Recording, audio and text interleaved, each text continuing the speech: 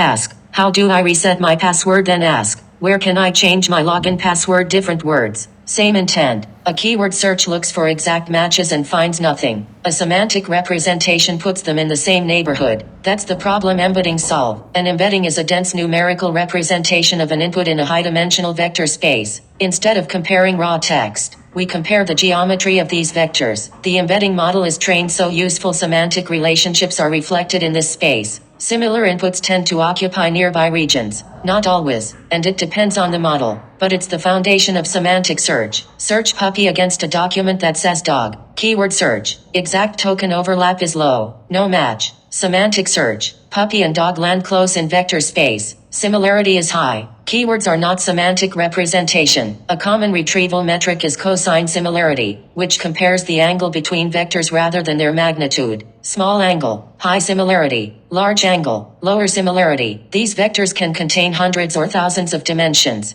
You usually can't interpret one dimension as topic or grammar. Meaning is distributed across the whole vector. In RAG, documents are chunked, embedded, and stored in a vector database. At query time, the same embedding model converts the question into a vector. We search for the nearest neighbors, retrieve top K chunks, and hand them to the LLM as context. Production Rule 1. Use the same embedding model for documents and queries. Mix Model A for documents with Model B for queries, and you're comparing incompatible vector spaces. Changing models means re-embedding documents and rebuilding the index. Rule 2. Chunk based on document structure, not blind character counts. Splitting a refund policy mid-sentence destroys the evidence. Section-aware chunks make better retrieval candidates. Chunk size, overlap, structure, and query type are all design variables. Rule 3. Similarity is not relevance. Vector search may rank a general billing overview above the actual refund policy. High similarity is a retrieval signal, not a guarantee. Re-rankers turn candidates into relevant context. Rule 4. Tune top K. Too small, you miss relevant evidence. Too large, you inject noise. More context, more cost. There's no universal K. Tune it experimentally on your data. Rule 5. Match the metric to the model and database.